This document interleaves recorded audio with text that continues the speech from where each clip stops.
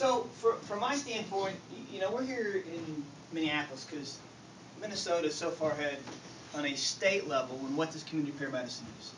I'll disagree somewhat with what Brett started out saying, that we met to talk about a curriculum, because we didn't really meet to talk about a curriculum. We all came to the table with what curriculums we had, with Gary's and Ann's curriculum and stuff that they had, and to look at what everybody was doing, see what common threads existed, and try to come up with a taxonomy, because Goodlow over here is having a heart attack about nobody's talking the same language, and he only speaks Oklahoman. He's from Texas. The only good thing that comes out of Oklahoma is Can you slow down, sir? Yeah. The only good thing out of Oklahoma is I-35 South. It'll bring you right to Texas. But you guys are Patty, unique. you have me talking next. Yeah.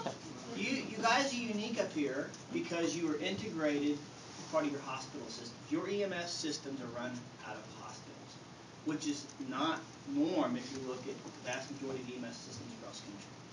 We are unique in Fort Worth that we are a sole provider. We have multiple systems, hospital systems, but we're the sole provider, so we're really Switzerland. And so when we started our program, we started to deal with our frequent, our loyal customers. We can't say frequent flyers. American Airlines doesn't like that. Our loyal customers. And when we started having good results with our loyal customers, our hospital systems, our other mobile health providers in our community came to us with a problem they had and asked us to help be the mortar or the caulk or whatever the heck you want to call it to fill their void. So here's a couple of them. So we had a cardiologist who came to us with an issue about CHF and readmission. They had these patients that kept coming back. And their point was, most cardiologists really don't have clinics anymore. If they do, it's maybe once a week. So they took care of this person in the hospital, they discharged them. 3 or 4 days later, the patient's decompensating. They call the cardiologist office. Well, they call the primary care office, who says call the cardiologist. The cardiologist doesn't have an office. So where do they send the patient? Send them to the ER. So when they go to the ER doc says, right, this guy is sick. Yes, he is. He was sick when he went out of the hospital. But what do we do in the ER? We put him back in the hospital because it's easier for us than to send them out to diaries and do whatever. So they came to us with a problem they had. So the resources we utilize with them as a cardiologist, primary care physicians, the case managers, so these discharge planners who identify people that have a history of readmission or at high risk for readmission, then enroll patients to us. They literally fill out an online form, comes to us with discharge. The patient is consented for the program, obviously, but then all the information is shared, and we literally get a whole printout of the summary, discharge summary, the plan of care, everything for them. And then within 24 hours of them being out, we're in the home, and we're going over everything with them. We spend a lot of time simply on health education. In fact, we have a Euroqual, it's out of Europe, a health analysis that we ask patients, what is your perception of your ability to manage this disease process? They just got diagnosed, or they have this disease, they don't know what it is. They were told their heart doesn't work right. And so on a scale of 1 to 100, where is their ability to manage their health? Where do you think it is? It's down here. And I just got 3, I was just reading them right here. They're all, high one is 40, and this guy's had 3 prior readmissions. So he's had CHF for years, but he has a 40, his number, his perception of his ability to manage his CHF is a 40. All right? Now, when we go through this, we talk about disease monitoring. We go and open the refrigerators, which most cardiologists don't do. They don't go to the home and open the refrigerator. In our population, when you have somebody with CHF and all you see is pepperoni pizza and pickled pig's feet, you have a high incidence of readmission. All right? What's that? Well, that thing's going to kill you. So we actually have a diuresis protocol. We do have an intervention ability because our first year we didn't have the intervention ability. We identified people decompensating early. Their weight was going up, they couldn't wear their shoes, they couldn't put their rings on, but we had nothing to do. We called the primary care physician or the cardiologist who told us to do what with the patients? Send them to the ER. Guess what happened? Readmissions went up. So when we instituted our diuresis protocol, we were able to finally prevent the readmissions.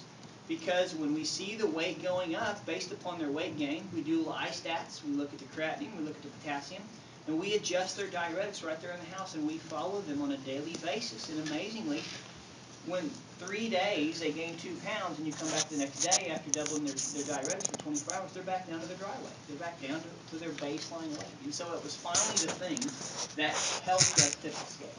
We measured patient experience. We measured the clinical outcomes. Obviously, the integration, because we found our for-profit hospital had no problem referring all the unfunded patients to us to get them set up with the county system, which takes 60 to the system. So, and we had great doctors that loved this program, but when we called them, they never answered the phone. And so we had to really push the integration piece. We'll do this for you, but you work with us. Obviously, the provider experience, the cost effectiveness, I mean, based upon, once again, CMS's numbers, what they're paying, it's substantial, but once again, this is probably a rounding error to somebody much larger than I am. But the patient experience is phenomenal. These people get it. I mean, they don't want to go to the hospital. When they call their doctor and the doctor tells them to go to the hospital, they're like, not again, because they know they're going to go to the ER, and guess what? They're going to end up back in the hospital. They're going to give them a bunch of stuff. They're supposed to be there for 24 hours, but they run back and forth to the bathroom constantly because they're peeing off. They're tired. They go home, and guess what? It's a cyclical thing for them. It keeps happening over and over and over. The other thing we had our hospice companies come to us and say, we have a problem. So the way hospice is set up, it's global. When somebody's enrolled to hospice, they sign over all the benefits of the hospice agency. Therefore, the hospice agency is responsible for all of the health care. If that individual goes to the hospital or to the ER, hospice becomes the payer. So they said, we have people that we know, the families are high risk, and when the time comes, they are going to freak out. And no matter what we do, they're going to call 911 because we control that final safety net point. And so they partnered with us. We went out, when they identified these patients, we went out and met with the families.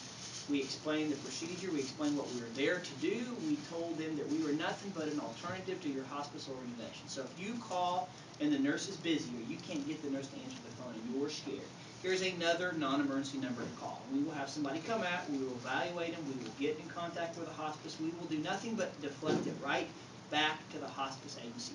They have these care packages, little pain medications, anxiolytic medications and stuff that the patient's family has. The family doesn't want to administer this stuff, so we help administer their care package. And if all else fails and they call 911, we still send a traditional response. We have that address flagged in the CAD, so first responders, ambulance, everybody else knows it's going there, that there is a hospice patient at that location. But on the other side, the phone's being picked up calling the hospice agency. Say, you know what, we just got a 911 call from here, you better get your ass over there. Right? Because if the family wants to revoke hospice, we will still do that. We honor their wishes, but this allows the hospice agency to get over there and go through the processes. The families are scared. I mean, that's really what this is about. And it's been successful. We have taken over half the people. I should say successfully. They passed to the other side as expected. But we've had one revocation, and that family revoked 3 other hospice organizations, so it probably wasn't a surprise. But the feedback from I shouldn't say patient experience, the family experience has been phenomenal. Because we sit there, we're not on a time schedule. That's the success of hospice. They sit there, they explain things to the families, they talk them through the process, they explain why those funny noises are happening, what's going on with the patient, and that's all they want is that comforting net. So, as we talked about this, we really came up with this piece because there's state officials here, the regulatory bodies are very concerned about this title of community paramedicine. Some states are very supportive of it. We're in one right now. Some are not, and they're putting up roadblocks. We've got folks here from the National Registry, the testing. I mean, this is a much bigger piece than simply community paramedicine. And since every state, what paramedics or EMS professionals can do varies, it's on a larger scale. I think in many ways we have really narrowed ourselves in EMS, thinking that we can do everything with just EMS professionals. You know, maybe for years now we should have been integrating with other health professionals, for physicians, the advanced practice nurses, PAs. Take your initial of sorts. Ian's smiling over there. I know it about it. But the existing providers in scope, sustainable funding is a big thing. All right, we don't want grants. Grants are wonderful, but grants aren't sustainable. Okay. We were quite upset initially that we didn't get a CMS Innovations grant, but now we say thank you, Jesus, every day that we regulatory, the papers, everything that has to be done is so over-consuming. And we all in this room should be worried about the people who got the CMS Innovation Grant, because if they are not successful, we are probably screwed. All right, so reach out a hand to those folks. There is no question that what we do, we are versatile, we are adaptable, we are customizable. There is no question about that. This is a politically sensitive thing. I mean, we've had some great conversations with some of you. The group of us got together truly. We were all friends. This started in a bar, and we thought when we got together, we don't know if we'll accomplish anything, but at least we'll drink a lot of wine, okay? And we did. But we really realize that this is much bigger than us. And we have to take our small group, our small circle, and make the circle bigger before we go out to the much larger circles. The other potential threats, as we talked about yesterday, people, it's okay if you're in the tent peeing out, but we don't want people outside the tent peeing in. Okay? There's no question about that. Scalable, reproducible is a big thing. Because what you guys have done here in Minnesota is not reproducible in Texas. All right? If you expect the state legislatures to support anything in Texas, good luck with that. That's why we have delegated practice, and we don't like rules, we don't like government. Has to be patient-centered. Everyone in this room is patient-centered. Everybody has anecdotal stories about all the wonderful things that we have done and the things that we've prevented, right? And we don't have a unified voice talking about that. EMS leadership is really the role here. I mean, we have to, our model of public safety EMS is non-sustainable, right? If you think that the healthcare payers are going to continue to pay a glorified taxi with limited evidence that we make any difference at all in what we traditionally do, you're out of line. All right? There will be people that say, hold my beard and watch this. Well, at least that's what they do in Texas. I don't know what they do in your part of the country. And in Wisconsin, they do that too. Yeah. We have to be there for those moments. So what are we going to do to sustain our systems in the meantime? Because if you have a UHU of anywhere from 25 to 75, there's still time and there's still things that some of us can do in the meantime to offset that cost of readiness to be there when Brent has his event. We have to support traditional EMS, but we have to also support the evolution of EMS. That's what I just said. So the key concepts are this. This is the talking points today. EMS has the opportunity to drive a new practice of medicine. Why do we call it mobile integrated health practice? Because if you want to go to CMS, you want to go to a payer and start to ask them to bleed from another wound, it's probably not going to happen. So are there existing codes as a practice of medicine, as a physician, that we can fit into?